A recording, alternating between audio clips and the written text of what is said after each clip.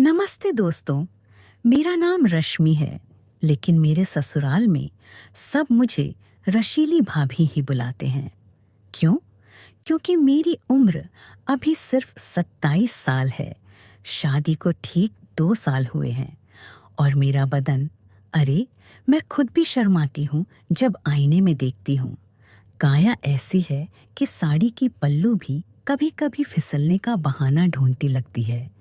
गोल-मटोल कमर, ऊपर की तरफ थोड़ी भरी हुई छातियाँ जो सांस लेते ही ऊपर नीचे होती रहती हैं, और नीचे की तरफ वो गोलाई जो चलते वक्त थोड़ा थोड़ा हिलती है, मानो कोई लहर दौड़ रही हो। राजेश मेरे पति हैं, अच्छे इंसान हैं, लेकिन काम में इतने डूबे रहते हैं कि कभी कभी लगता है जैसे घर में मैं अकेली ही हूँ। रात को बिस्तर पर लेटकर जब वो थकान से सो जाते हैं तो मैं करवटें बदलती रहती हूँ। शरीर में वो आग सुलगती रहती है जो बुझने का नाम नहीं लेती।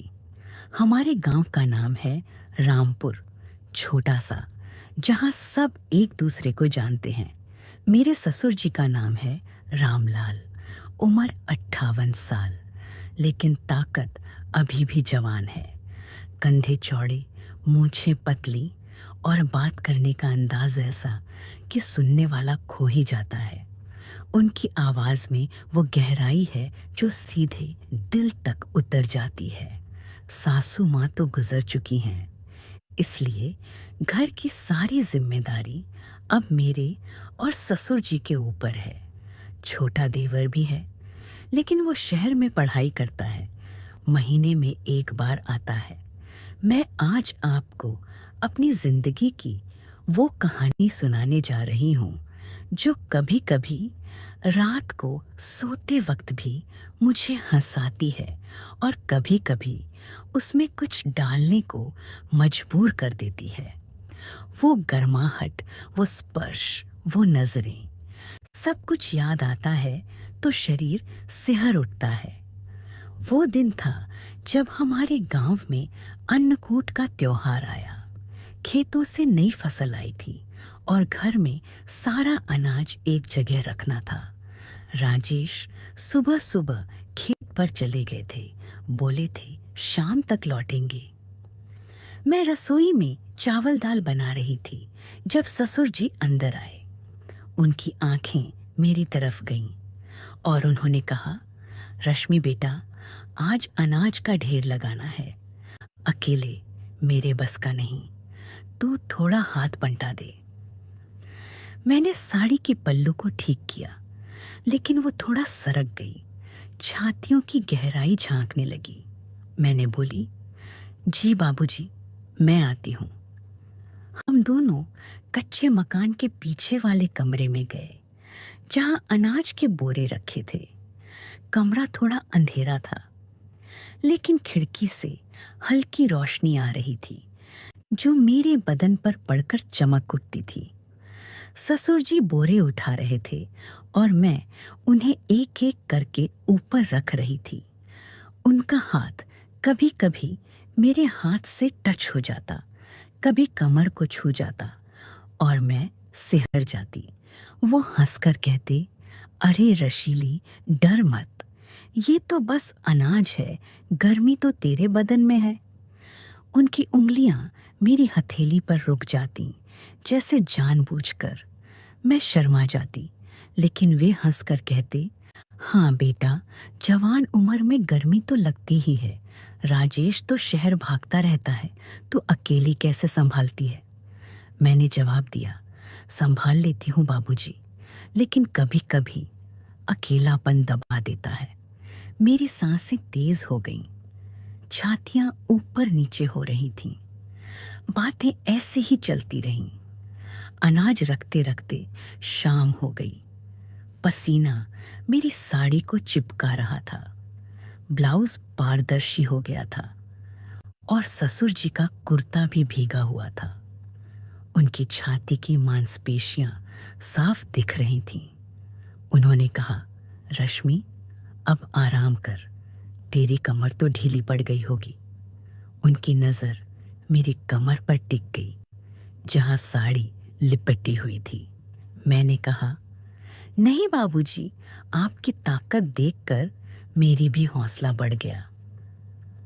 वो मुस्कुराए, आंखों में कुछ चमक थी, लेकिन फिर बोले, चल अब रसोई में चले, तेरे हाथ का खाना खाकर ही राजेश आएगा। लेकिन जाते वक्त उनका हाथ मेरी कमर पर फिसला, जैसे सहारा देते हुए, और मैं का शरीर गर्म हो उठा। उसी रात राजेश लौटे तो थकान से सो गए। मैं और ससुर जी रसोई में बैठे चाय पी रहे थे। बातें पुरानी यादों पर चलीं। ससुर जी ने बताया, जब तेरी सासू जी जवान थीं, तब भी ऐसे ही रातों में हम दोनों बैठकर बातें करते थे। वो कहती थीं कि शरीर की गर्मी दिल की ठंडक से कम होती है। उनकी नज़र मेरी गर्दन पर, जहाँ पसीने की बूंदें लुढ़क रही थीं। मैंने शर्माते हुए कहा, बाबूजी, आपकी बातें सुनकर लगता है जैसे अभी भी जवान हो। उन्होंने मेरी तरफ देखा और बोले, रश्मि बेटा, जवान तो दिल है, शरीर तो बस साथ देता है। तू भी तो रशीली है, राजेश को खुश रखती होगी। मैंने सिर झुकाकर कहा, जी, लेकिन कभी कभी लगता है कि वो समझते ही नहीं। ससुर जी ने चाय का कप रखा और मेरे कंधे पर हाथ रख दिया। चिंता मत कर, अगर कभी दर्द हो तो बाबूजी से कहना, मैं समझता हूँ। हाथ का स्पर्श गर्म था, उंगलियां धीरे धीरे दबाव बढ़ा रही थीं। मेरी सांसें रुक गईं, लेकिन बस इतना ही। मैं उठ गई और सोने चली गई। दिल में एक अजीब सा खटका था, लेकिन मैंने सोचा शायद बातें ही हैं। रात भर नींद नहीं आई, शरीर में वो आग सुलगती रही। अगले दिन सुबह से ही घर में दही जमाने का काम शुरू हुआ। गांव में दही जमाकर मक्खन निकालना एक पुरानी रस्म है। ससुर जी ने कहा, रश्मि, आज पूरा दिन दही मथना है। तू मटके में दूध डाल, मैं मथनी चलाऊंगा। हम दोनों बैठ गए। मटका मेरे सामने था, मैं दूध डाल रही थी और ससुर जी मथनी घुमा रहे थे। मथनी की रस्सी ऊपर नीचे हो रही थी और मेरी साड़ी का आंचल हिल रहा था। छातियां लहरा रही थीं। उन्होंने मजाक में कहा, देख रशीली, मथनी जितनी तेज घुमाऊं, दही उतना ही गाढ़ा होता है। तेरा भी बदन तो ऐसा ही है, गाढ़ा और स्वादिष्ट। उनकी आंखें मेरी छातियों पर टिक गईं। मैं हंस पड़ी, बाबूजी, आपकी जीभ भी तो मथनी जैसी है। एक बार घुमाई तो पूरा पानी निकल जाता है। वे हंसते रहे, हाँ बेटा, मतना तो पड़ता है। राजेश दूर है, तू अकेली मत्ती रहती है। कभी मदद चाहिए तो बुला लेना। उनकी नजरें मेरी जांघों पर सरक गईं, जहां साड़ी थोड़ी ऊपर चढ़ गई थी। हम घंटों ऐसे ही बैठे रहे। दही जम गया, मक्खन निकला। बीच बीच में उनकी नजरें मेरी गर्दन पर, छातियों पर टिक जाती और मैं भी शर्मा जाती। लेकिन शरीर में वो कंपन बढ़ता जाता। लेकिन फिर वे कह देते, बेटा, तेरी माँ जैसी ही लगती है तू। शाम को राजेश आए तो हमने सबको मक्खन रोटी खिलाई। राजेश ने कहा, बाबूजी, आपकी और भाभी की जोड़ी तो कमाल है। ससुर जी मुस्कुराए, हाँ बेटा, जोड़ी तो अच्छी है। उनकी नज़र मुझ पर टिकी रही, जैसे कोई राज छुपा हो। दिन ऐसे ही बीतते गए। एक दिन घर में पुराना पीतल का सामान साफ करने का काम आया। सालों पुराने लौटे थालियां निकाली। ससुर जी बोले, रश्मि, आज इनको चमकाना है।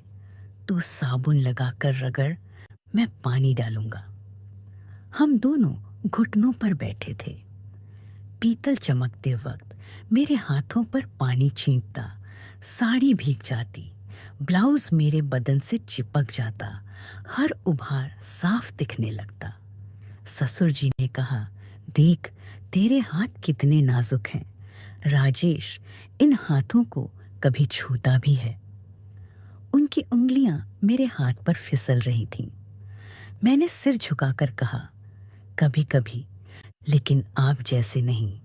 उन्होंने हल्के से मेरे हाथ पर हाथ रखकर कहा, अरे, ये तो बस साफ करना है, लेकिन अगर कभी मन भारी हो तो बाबूजी के पास आ जाना, मैं सब साफ कर दूंगा।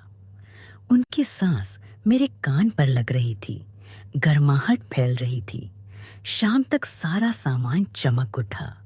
राजेश ने देखा तो तारीफ की, भाभी, आप और बाबूजी ने तो जादू कर दिया। फिर एक दिन गांव में गौ पूजन का कार्यक्रम था।